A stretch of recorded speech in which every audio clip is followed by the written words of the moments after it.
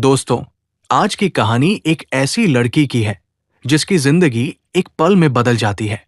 वो गलती से एक ऐसे रहस्यमयी बैज को छू लेती है जो उसे सीधे भविष्य की एक अद्भुत दुनिया की झलक दिखा देता है। लेकिन ये कोई साधारण भविष्य नहीं था।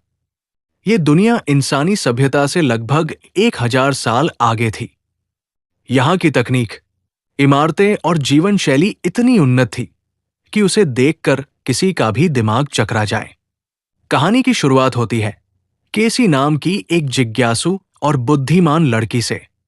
एक दिन वह एक पुराने बैज को छूती है और अचानक उसके सामने एक बिल्कुल अलग दुनिया प्रकट हो जाती है।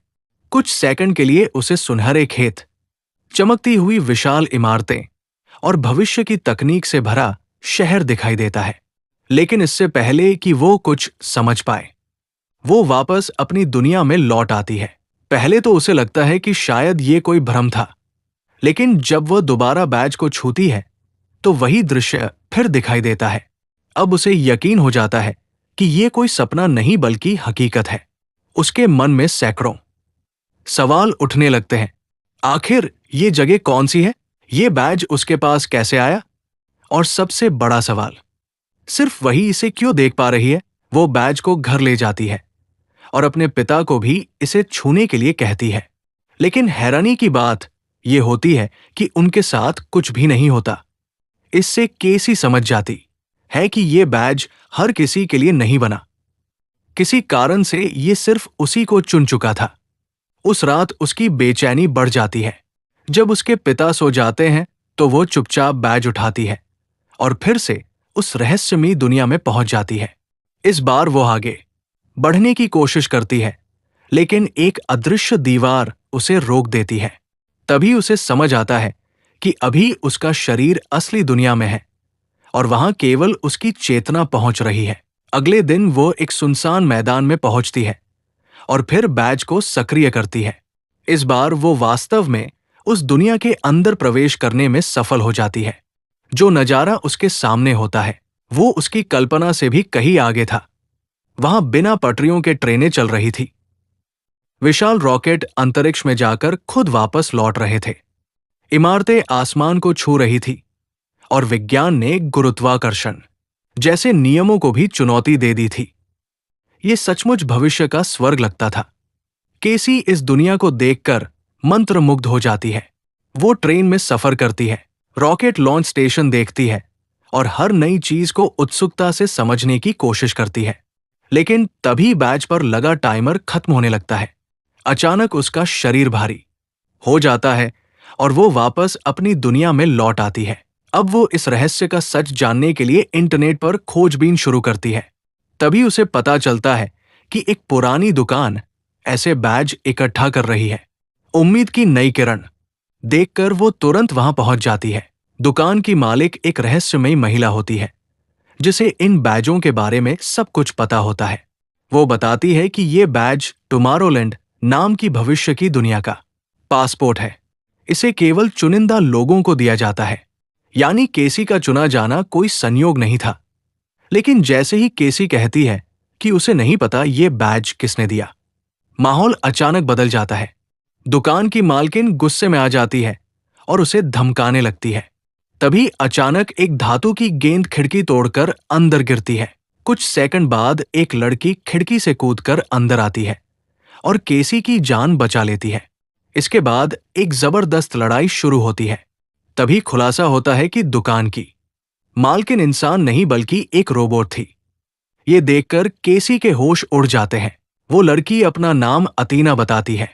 शुरुआत में केसी उससे डरती है क्योंकि बाद में उसे पता चलता है कि अतीना भी एक रोबोट है।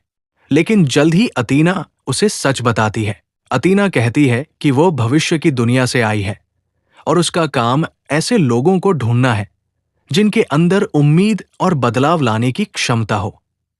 केसी उन्हीं चुनिंदा लोगों में से एक है। फिर वो एक ऐसा खुलासा करती है जो पूरी कहानी बदल देता है। भविष्य की दुनिया नष्ट होने वाली है। सिर्फ भविष्य ही नहीं बल्कि वर्तमान दुनिया भी विनाश के कगार पर खड़ी है। अगर कुछ नहीं किया गया तो पूरी मानव सभ्यता खत्म हो जाएगी। अब केसी समझ जाती है कि ये सिर्फ एक रोमांचक यात्रा नहीं, बल्कि पूरी दुनिया को बचाने का मिशन है। अतीना उसे फ्रैंक नाम के एक वैज्ञानिक के पास ले जाती है। फ्रैंक कभी भविष्य की दुनिया का हिस्सा था, लेकिन अब उसने सब कुछ छोड़ दिया है। वो निराश हो चुका है और मान चुका है कि दुनिया को बचाया नहीं जा सकता। लेकिन केसी हार मानने वालों में से नहीं थी। वो फ्रैंक को समझाती है कि जब तक उम्मीद जिंदा है, तब तक हार निश्चित नहीं है। आखिरकार फ्रैंक उनकी मदद करने के लिए तैयार हो जाता है। वो उन्हें अपने गुप्त अड्डे पर ले जाता है, जहां एक विशेष ट्रांसपोर्ट मशीन मौजूद होती है। इसी मशीन की मदद से वे भविष्य की दुनिया तक पहुंच सकते थे। इसके बाद तीनों पेरिस पहुंचते हैं। वहां आईफिल टावर के अंदर एक गुप्त लॉन्च सिस्टम छिपा होता है। अचानक पूरा टावर खुल जाता है और उसके भीतर से एक विशाल रॉकेट निकलता है। तीनों उसमें सवार हो जाते हैं। रॉकेट आसमान को चीरता हुआ ऊपर जाता है। कुछ देर बाद वो स्पेस टाइम की सीमा को पार कर देता है और वे भविष्य की दुनिया में पहुंच जाते हैं। लेकिन वहां पहुंचकर उनके पैरों तले जमीन खिसक जाती है। जिस खूबसूरत दुनिया की झलक केसी ने देखी थी, वो अब बर्बादी में बदल चुकी थी। चारों तरफ वीरानी थी। उम्मीद की जगह निराशा थी। यही उनकी मुलाकात डेविड नाम के व्यक्ति से होती है, जो इस दुनिया का शासक था। डेविड उन्हें एक विशाल टावर में ले जाता है, जहां एक ऐसी मशीन मौजूद थी जो भविष्य की घटनाओं को दिखा सकती थी। मशीन में केसी को युद्ध, परमाणु विस्फोट, पर्यावरणीय विनाश और मानव सभ्यता का पतन दिखाई देता है। लेकिन तभी उसे कुछ अजीब महसूस होता है। उसे समझ आता है कि ये मशीन भविष्य की भविष्यवाणी नहीं कर रही, बल्कि लोगों के मन में डर भर रही है। लोग बार बार विनाश का भविष्य देखकर उम्मीद खो देते हैं और वही भविष्य सच हो जाता है। यानी दुनिया को नष्ट करने वाला कोई प्राकृतिक कारण नहीं था। असल दुश्मन निराशा थी, और इस निराशा को फैलाने वाला व्यक्ति खुद डेविड था। डेविड का मानना था कि मानव जाति खुद को बचाने के योग्य नहीं है, इसलिए उसने दुनिया को उसके हाल पर छोड़ दिया था। जब फ्रैंक और केसी को यह सच पता चलता है, तो वे डेविड के खिलाफ खड़े हो जाते हैं। इसके बाद फिल्म का सबसे रोमांचक हिस्सा शुरू होता है। अतीना रोबोट सैनिकों से लड़ती है, जबकि केसी और फ्रैंक टावर को नष्ट करने की योजना बनाते हैं। जबरदस्त लड़ाई के दौरान कई रोबोट नष्ट हो जाते हैं, लेकिन इस संघर्ष में अतीना गंभीर रूप से क्षतिग्रस्त हो जाती है। फिर भी वो हार नहीं मानती। वो अपने दोस्तों को बचाने के लिए खुद को बलिदान करने का फैसला करती है। फ्रैंक भारी मन से उसे टावर के ऊपर भेजता है। कुछ क्षण बाद एक विशाल विस्फोट होता है। पूरा टावर नष्ट हो जाता है। डेविड की साजिश हमेशा के लिए खत्म हो जाती है, और सबसे महत्वपूर्ण बात, वो मशीन भी नष्ट हो जाती है, जो पूरी दुनिया में डर और निराशा फैला रही थी। अब भविष्य बदल चुका था। मानवता को दूसरा मौका मिल गया था। कुछ समय बाद केसी और फ्रैंक मिलकर एक नया फैसला लेते हैं। वे तय करते हैं कि भविष्य की दुनिया के दरवाजे अब सिर्फ चुनिंदा लोगों के लिए नहीं रहेंगे। अब हर उस व्यक्ति को मौका मिलेगा जिसके अंदर सपने देखने और दुनिया को बेहतर बनाने का साहस है। कहानी यही एक खूबसूरत संदेश के साथ समाप्त होती है। ये फिल्म हमें सिखाती है कि दुनिया को आगे बढ़ाने वाली चीज तकनीक नहीं, बल्कि उम्मीद है।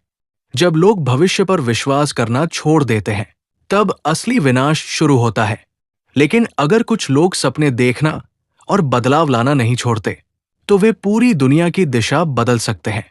केसी की यात्रा सिर्फ समय यात्रा नहीं थी। ये उम्मीद, साहस और इंसानी जज्बे की यात्रा थी। उसने साबित कर दिया कि भविष्य पहले से लिखा हुआ नहीं होता। हम अपने फैसलों और अपने विश्वास से उसे हर दिन बदल सकते हैं। और यही इस शानदार कहानी का सबसे बड़ा संदेश है कि कभी भी उम्मीद मत छोड़ो, क्योंकि एक इंसान भी पूरी दुनिया बदल सकता है।